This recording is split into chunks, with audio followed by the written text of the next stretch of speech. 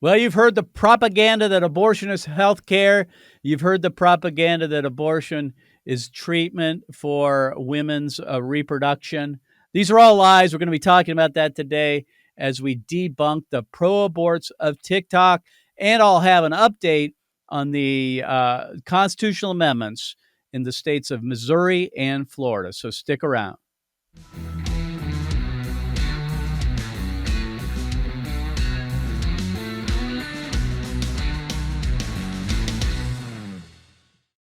All right, friends, thanks for joining me here. I'm Mark Harrington, your radio activist. You can pick up the program on all the popular podcasting platforms and follow me on social media. And today we are going to be talking about pro-aborts of TikTok. And if you subscribe to TikTok, which I think is a dumpster fire, to be honest with you, but hey, a lot of people do. A lot of people follow TikTok and post stuff there and watch videos and stuff.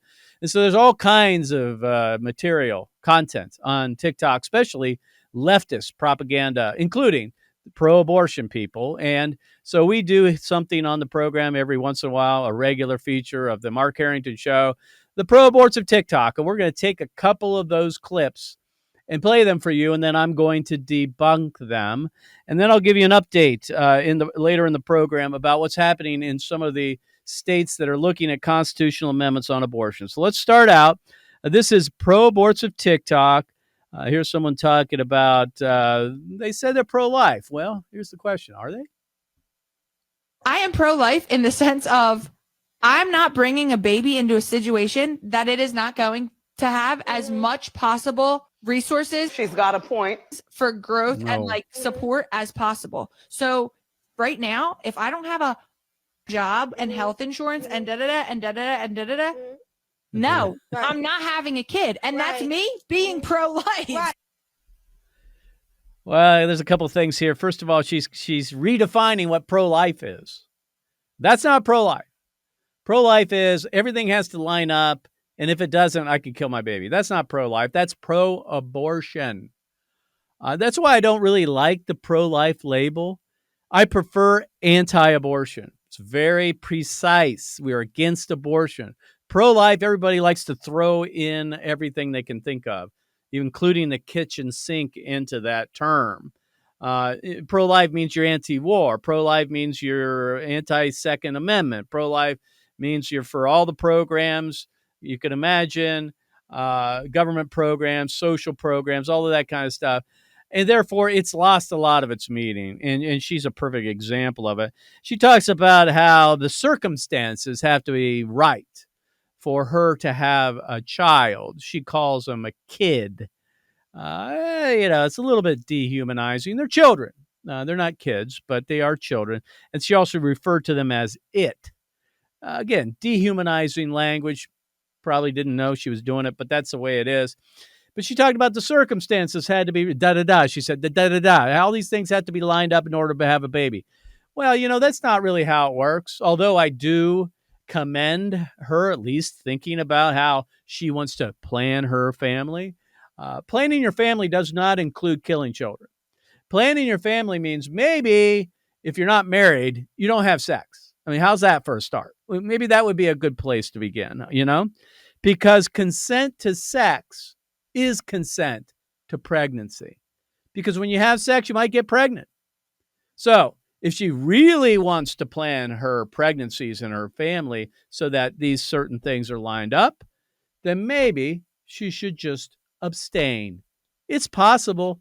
We're not barnyard animals. We're human beings. We're capable of actually restraining ourselves. So this is what this is very common that, you don't want to bring a child in the world if it's not perfect situation. Well, there's never a perfect situation. And if that's the standard, then why don't we just start killing born children that are in imperfect situations? They don't have all the right circumstances lined up. Well, no one would advocate for that. Why? Because they're born, and we see born children as valuable as humans, and they are one of us, where we don't see the unborn as that. So that's her position. Again, pro-aborts of TikTok, the idea that you can be pro-life, but you want abortion. That one doesn't work. All right, next one. is about the position that the abortion pill, that is mifepristone, is safer than Tylenol. Go ahead and play that clip. Breaking news on this first day of Women's History Month. The New York Times today reported that CVS and Walgreens are going to start dispensing mifepristone outside of their pharmacies in a select number of states. This is a huge win for access because despite mifepristone's history of safety data, it's safer than Tylenol. It has been highly regulated and could only previously be dispensed by certified pharmacies by certified prescribers. And although Walgreens and CVS will not be distributing by mail, they're going to start distributing out of their pharmacies in New York, Pennsylvania, Massachusetts, California, and Illinois. And CVS will start dispensing out of Massachusetts and Rhode Island. But don't forget that with a prescription, certain online pharmacies can still mail mifepristone to all 50 states. There you go.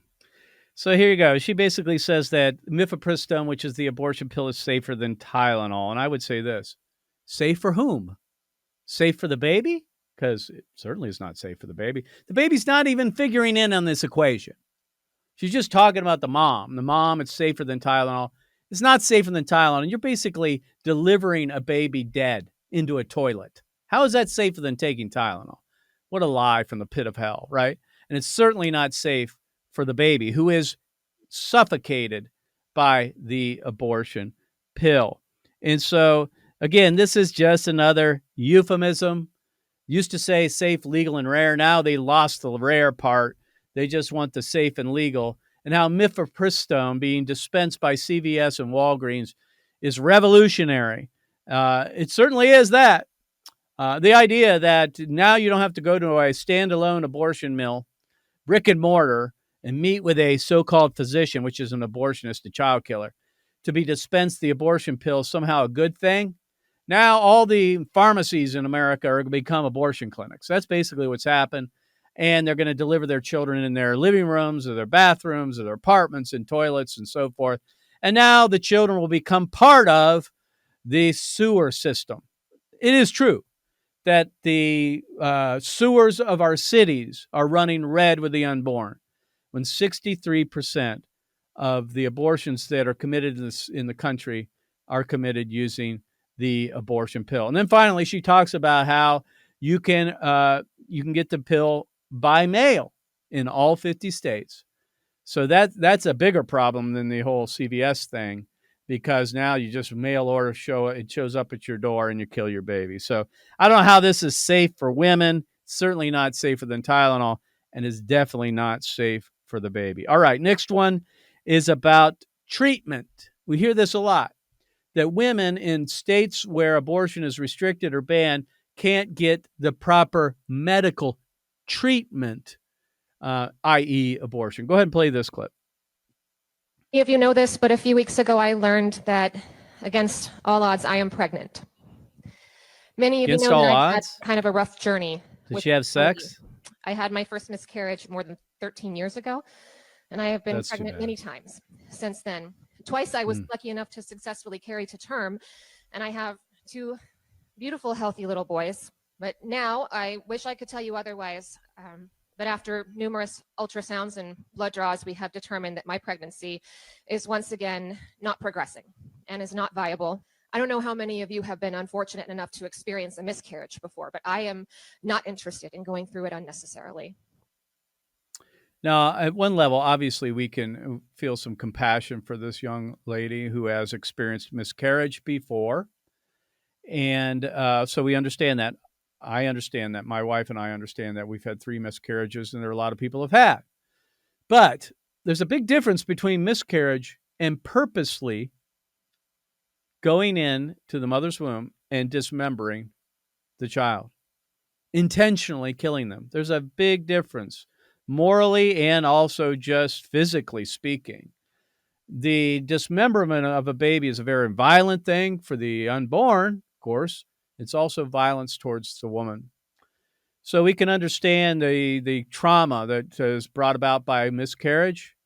It's hard for me, at least, to comprehend how someone who can have, as she said, 2 healthy children, 2 healthy sons, to know that the child within her is also one of her children, but yet to say it's okay to kill them. I don't get that one. What is she going to tell those 2 sons later on? Oh, your third sibling, I did away with. That's a difficult one.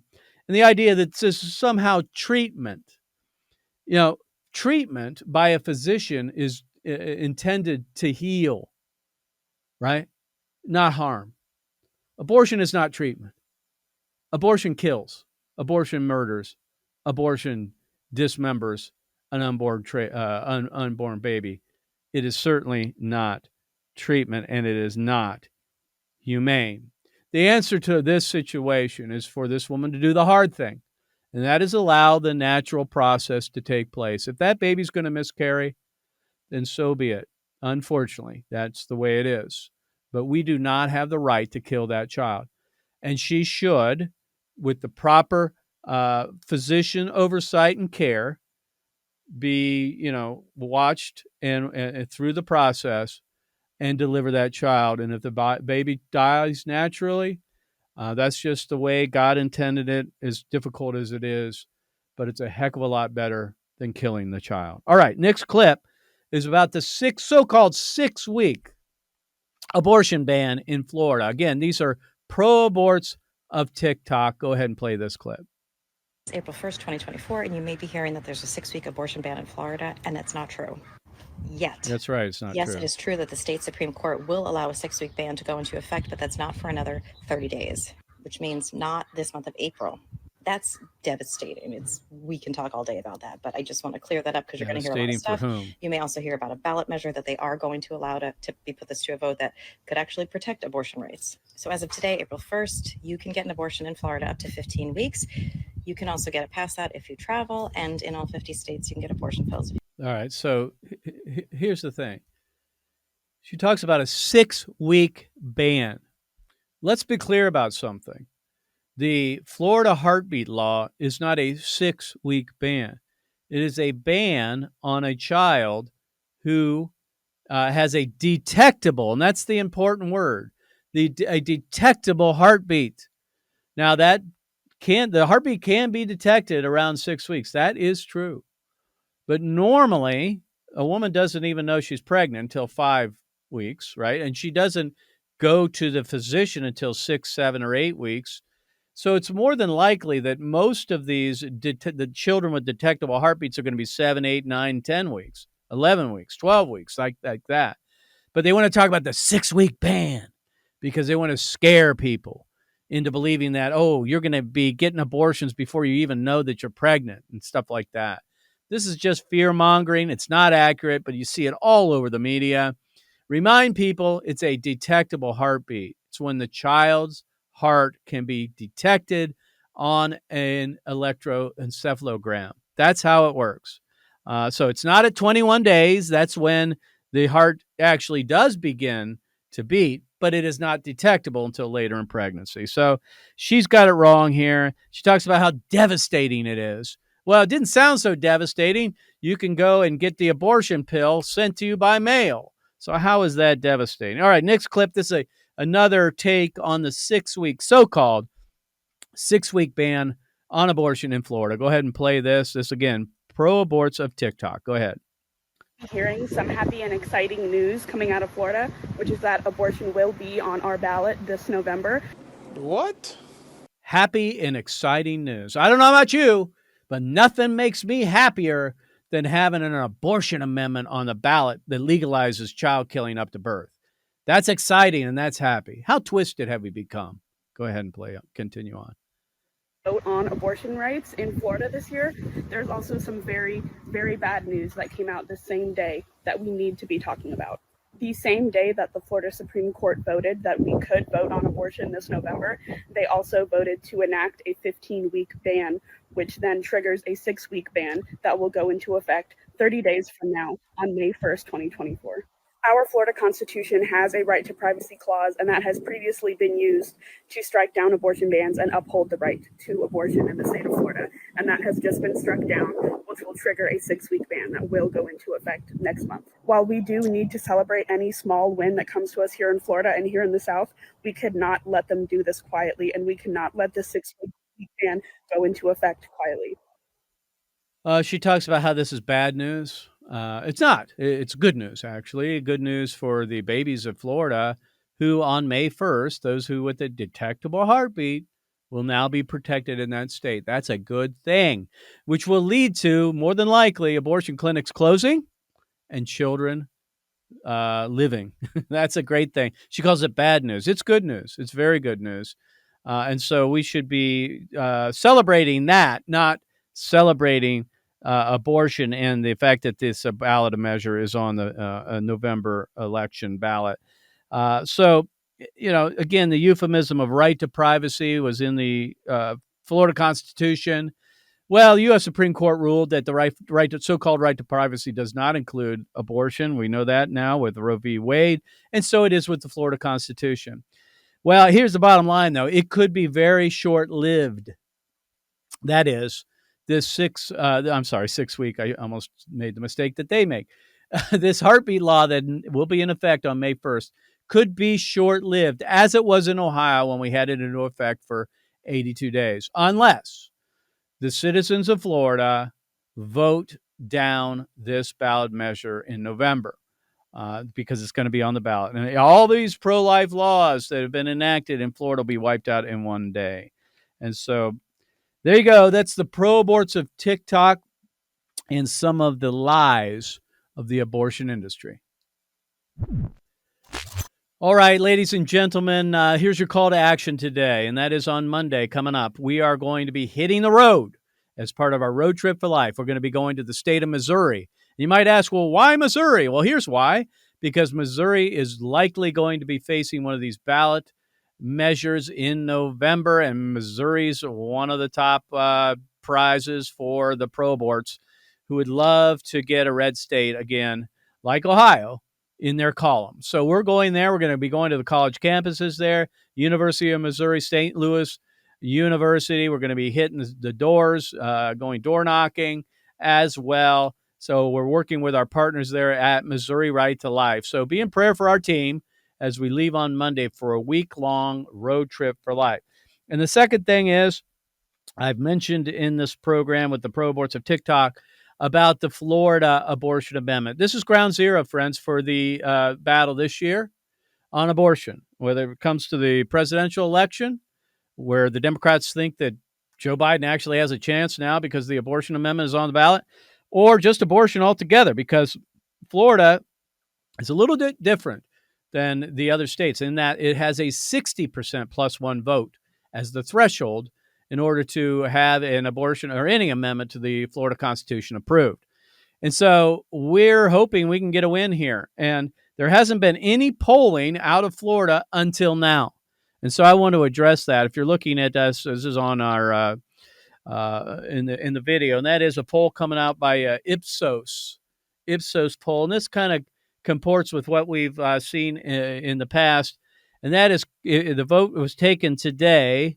According to this poll, 57% of Florida voters would vote in favor of the abortion amendment, 36% would oppose it, and 6% are undecided. So this is not necessarily good news, but it is under 60%, which is better than it could have been. Could have been above 60%, then we'd be in real trouble. But this shows, if the poll is accurate, that the pro-abortion people only have to move the electorate 3% plus one vote in order to pass it in Florida. This is similar to the polling that we saw in Ohio. I expect this to stay about the same way up until Election Day. So this has good news and it has some bad news. The bad news is that we're at 36%. We got to increase that number. And there's only 6% undecided. That's not a lot. So a lot of people already made their mind up about this in Florida. We got to reach that 6%. The other interesting part of the poll is this. You see it there in the graph. 34% of Republicans, who's, again, supposedly the pro-life party, would vote yes on Amendment 3. I'm sorry, Amendment 4 or Proposition 4 in Florida. That's troubling, friends. Like I said early in the program, or in other times, the Republican Party is becoming pro-choice. Ostensibly, right now, they are, with the front runner of the Republican Party, Donald Trump, really leading the way. Unfortunately, Republicans are voting not in numbers that we would need in order for this thing to be defeated in Florida. So there's a lot of work to be done in the state of Florida, and I will be down there working with the coalition partners to get them door to door, going door to door, phone banking, and helping them with some messaging, because coming out of Ohio, we have a lot of lessons learned and a lot of takeaways that we can apply to future battles like Florida. So be in prayer for us and the coalition in Florida and Missouri that we are able to prevail and defeat these abortion amendments. So you can find out more about all of this by going to createdequal.org, or you can follow me on my social media platforms, or go to markharrington.org. We'll see you next time. God bless you. God bless America. And remember, America, to bless God. You've been listening to Mark Harrington, your radio activist. For more information on how to make a difference for the cause of life, liberty, and justice, go to createdequal.org. To follow Mark, go to markharringtonshow.com. Be sure to tune in next time for your marching orders in the culture war.